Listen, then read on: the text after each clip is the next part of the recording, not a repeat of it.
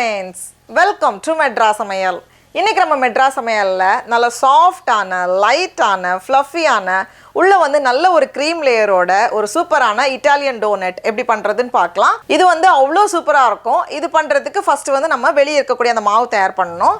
அதுக்கு ஒரு மிக்சிங் பவுலில் அரை கப்புக்கு 2 டேபிள் ஸ்பூன் குறைவாக பால் வச்சுருக்கேன். கொஞ்சம் வெதுவெதுப்பாக இருக்கிற பாலாக சேர்த்துக்கோங்க, ரொம்ப சூடாக இருக்கக்கூடாது. இப்போ இது கூடவே 1 டீஸ்பூன் அளவுக்கு சர்க்கரை, அப்புறமா 1 டீஸ்பூன் ஈஸ்ட் சேர்த்துட்டு இதெல்லாத்தையும் கலந்து வச்சிடலாம். அது ஒரு 5 நிமிஷம் இருக்கட்டும். இப்போ பார்த்தோம் அப்படின்னா ஈஸ்ட் வந்து நல்லா ஆக்டிவேட் ஆகியிருக்கு. இந்த ஸ்டேஜில் நம்ம மீதி பொருட்கள்லாம் சேர்த்துடலாம். 2 கப் மைதா மாவு சேர்த்துக்கோங்க. இது வந்து 250 கிராம். கூடவே 2 டேபிள் ஸ்பூன் அளவுக்கு சர்க்கரை, 1/4 டீஸ்பூன் உப்பு, கடைசியாக ஒரு முட்டை. நீங்கள் வந்து முட்டை சேர்க்க வேண்டாம்னு நினச்சிங்கன்னா முட்டைக்கு பதிலாக இன்னும் கொஞ்சம் கூட எக்ஸ்ட்ரா பாலும் 1 டேபிள் ஸ்பூன் வெண்ணெயும் எக்ஸ்ட்ரா நம்ம சேர்க்கணும். முட்டையோட அளவு பொறுத்து நமக்கு வந்து பால் வந்து கொஞ்சம் முன்ன பின்ன தேவைப்படலாம். அதனால தான் ஃபஸ்ட்டு வந்து அரை கப்புக்கு கொஞ்சம் குறைவாக சேர்த்தோம். இப்போ வந்து மறுபடியும் இன்னும் கொஞ்சம் பால் தேவைப்படுது. ஒரு 2 டேபிள் ஸ்பூன் போல் நான் பால் சேர்த்துருக்கேன். மொத்தத்தில் வந்து நம்ம அரை கப் பால் சேர்த்துருக்கோம். எல்லாத்தையும் சேர்த்துட்டு நம்ம வந்து நல்லா கலந்து விட்டுடலாம்.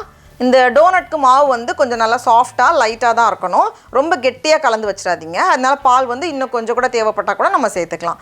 இப்போ பார்த்தோம் அப்படின்னா நல்லா இந்த மாதிரி கை வச்சு ஒரு 5 நிமிஷம் நான் வந்து பிசைஞ்சு வச்சுருந்தேன். இப்போ இந்த ஸ்டேஜில் நம்ம வந்து வெண்ணெய் சேர்க்க போகிறோம். நான் இன்றைக்கி வந்து 3 டேபிள் ஸ்பூன் அளவுக்கு நல்லா சாஃப்டாக இருக்கக்கூடிய ரூம் டெம்பரேச்சரில் இருக்கக்கூடிய வெண்ணெய் சேர்த்துருக்கேன். வெண்ணெய் ஃபஸ்ட்டு சேர்த்து நம்ம மிக்ஸ் பண்ணும்போது எல்லாம் சேர்ந்து வராத மாதிரி தான் இருக்கும். ரொம்ப அப்படியே மெஸ்ஸியாக இருக்கிற மாதிரி இருக்கும். அதை சேர்த்து நம்ம கலந்து விட ஒரு 2 நிமிஷத்துலேயே வந்து எல்லாம் சேர்ந்து வந்துடும்.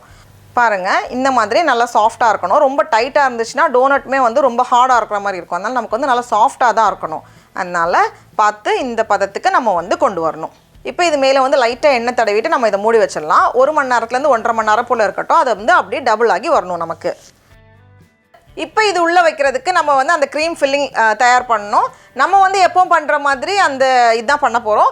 அப்படி இல்லைனா இதில் வந்து கொஞ்சம் சாக்லேட் ஸ்ப்ரெட் இல்லைனா வந்து ஜாம் அதெல்லாமே வந்து நம்ம சேர்த்துக்கலாம். எல்லாமே வந்து நல்லா தான் இருக்கும். இப்போ இது பண்ணுறதுக்கு ஒரு பேனில் 1 டேபிள் ஸ்பூன் அளவுக்கு சோள மாவு, அப்படி இல்லைனா கஸ்டர்ட் பவுடர் நான் எடுத்திருக்கேன். 1 டேபிள் ஸ்பூன் கஸ்டர்ட் பவுடர் சேர்த்துக்கோங்க. இப்போ இது கூடவே 1 கப் பால் வச்சுருக்கேன். அதை வந்து ஃபஸ்ட்டு எல்லாமே சேர்த்துறாமல் கொஞ்சம் கொஞ்சமாக சேர்த்து நம்ம நல்லா கலந்து விட்டுடலாம். ஃபஸ்ட்டு இந்த மாதிரி நல்லா கரைஞ்சி வந்ததுக்கப்புறமா மீதி இருக்கக்கூடிய பால் நம்ம சேர்த்துக்கலாம். இப்போ வந்து ஸ்டவ் வந்து ஆஃபில் தான் இருக்குது. நான் இன்னும் ஆன் பண்ணலை. ஆஃப் பண்ணிவிட்டு நம்ம கரைச்சி விடுறப்போ தான் நமக்கு வந்து ஈஸியாக இருக்கும். இப்போ இது கூடவே 2லேருந்து 3 டேபிள் ஸ்பூன் அளவுக்கு சர்க்கரை சேர்த்துக்கோங்க. நான் வந்து 3 டேபிள் ஸ்பூன் சேர்த்துருக்கேன். எல்லாத்தையும் சேர்த்துட்டு இப்போ நம்ம ஸ்டவ் ஆன் பண்ணிவிட்டு இதை வந்து நம்ம வேக வைக்க போகிறோம். அப்படியே சூடாக கொஞ்சம் நல்லா க்ரீமியாக கெட்டியாக வரும். இப்போ பார்த்தோம் அப்படின்னா நல்லா இந்த அளவுக்கு கெட்டியாக வந்திருக்கு. இது ஆறுனதுக்கப்புறமா இன்னும் கெட்டியாகும். அதனால் இந்த ஸ்டேஜ் போதும். இப்போ இதில் வந்து 1லேருந்து 2 டேபிள் ஸ்பூன் வெண்ணெய் சேர்த்துக்கோங்க. 1 டேபிள் ஸ்பூன் சேர்க்குறதுனால ஓகே தான். இன்னும் கொஞ்சம் கூட நல்லா ரிச்சாக வேணும்னா நம்ம 2 டேபிள் ஸ்பூன் சேர்த்துக்கலாம். சேர்த்துட்டு வெண்ணெய் நல்லா கரைஞ்சதுக்கப்புறமா இதில் வந்து ஒரு அரை டீஸ்பூன் போல் வெண்ணிலா எக்ஸ்ட்ராக்ட் சேர்த்துட்டு நம்ம ஸ்டவ்வை ஆஃப் பண்ணிடலாம். அவ்வளோதான். இது ஆறுனதுக்கப்புறமா இன்னும் கொஞ்சம் கெட்டியாகவும் இருக்கட்டும். இப்போ நம்மளோட மாவு பார்த்தோம் அப்படின்னா நல்லா அப்படியே டபுள் ஆகி வந்திருக்கு. வழக்கம் போல் ஒரு டிஷ்ஷையும் கொடுத்துட்டு இதை வந்து 10ஆ பிரிக்க போகிறேன். நான் இன்றைக்கி 10ஆ பண்ணும்போது நமக்கு வந்து கரெக்டாக இருக்கும். 10ஆ பிரிச்சுட்டு இதுலேருந்து 1 எடுத்துகிட்டு நம்ம வந்து நல்லா அந்த காற்றெல்லாம் வெளியே அனுப்பிட்டு நல்லா ஸ்மூத்தாக நம்ம வந்து இது பண்ணணும். அதனால் ஃபஸ்ட்டு வந்து இந்த மாதிரி நல்லா அழுத்திட்டு அந்த ஏர் பாக்கெட்ஸ் எதுவுமே இல்லாமல் நல்லா அழுத்தி வச்சுருக்கேன். அழுத்திட்டு எல்லாமே சேர்த்து நம்ம கேதர் பண்ணிவிட்டு இதை வந்து நல்லா டக் பண்ணிடணும். நம்ம நல்லா டைட்டாக இங்கே சீல் பண்ணிக்கோங்க. அப்போ தான் நம்ம வந்து பொரிக்கும் போது அது பிரியாமல் இருக்கும். அதுக்காக நல்லா டைட்டாக இந்த மாதிரி சீல் பண்ணியிருக்கேன். எல்லாமே சேர்த்து டக் பண்ணிட்டு சீல் பண்ணிட்டு இதை ரோல் பண்ணிட்டோன்னா போதும். பாருங்க, இந்த மாதிரி நல்லா ஸ்மூத்தாக எந்த விரிசலும் இல்லாமல் அழகாக ஸ்மூத்தாக ரெடி பண்ணியிருக்கோம். இப்போ இதை வந்து லேசாக அழுத்திட்டு லாஸ்ட்டாக வந்து நம்ம ப்ரெஸ் பண்ணால் போதும். இப்போ வந்து லைட்டாக மட்டும் ப்ரெஸ் பண்ணிட்டு இந்த மாதிரி பற்றியும் நான் வந்து ரெடி பண்ணி வச்சுருக்கேன். இப்போ இதை வந்து மறுபடியும் மூடி வச்சுட்டு ஒரு அரை மணி நேரம் இருக்கட்டும். இப்போ அரை மணி நேரத்துக்கு அப்புறம் பார்த்தோம் அப்படின்னா அது ஓரளவுக்கு மறுபடியும் வந்து அப்படியே கொஞ்சம் டபுள் ஆகி வந்திருக்கு. இந்த ஸ்டேஜில் வந்து நம்ம கை வச்சு கொஞ்சம் ப்ரெஸ் பண்ணணும். ஏன்னா இந்த அப்படியே ரவுண்டாக பண்ணுறதை விட கொஞ்சம் அப்படியே ஃப்ளாட்டாக இருக்கும்போது தான் நல்லாயிருக்கும். அது ஃப்ரை பண்ணும்போது நமக்கு வந்து எப்படியும் கொஞ்சம் பெருசாக வரும். அதனால் இந்த மாதிரி கொஞ்சம் அழுத்திட்டு இது வந்து மறுபடியும் ஒரு 10 நிமிஷம் இருக்கட்டும். 5 நிமிஷத்துக்கு அப்புறமா நம்ம வந்து எண்ணெயை சூடு பண்ணால் கரெக்டாக இருக்கும். இப்போ நான் 10 நிமிஷத்துக்கு அப்புறமா இதை எடுத்து நம்ம ஃப்ரை பண்ணிடலாம். எண்ணெய் வந்து கொஞ்சம் குறைவான சூடில் தான் இருக்குது. ரொம்ப லோ ஹீட்டில் இல்லை, மீடியமை விட கொஞ்சம் குறைவு. இப்படி போட்டதுக்கப்புறம் பபுள்ஸ் வரதில்ல, இந்த ஸ்டேஜில் இருக்கணும். ஏன்னா ரொம்ப சூடாக இருந்துச்சுன்னா டக்குன்னு வெளியே ரெடியாகும், உள்ளே வந்து அப்படியே பச்சை மாவாகவே இருக்கிற மாதிரி இருக்கும். அதனால் கொஞ்சம் அப்படியே மீடியம் லோவில் வச்சு பண்ணும்போது தான் நமக்கு வந்து கரெக்டாக இருக்கும்.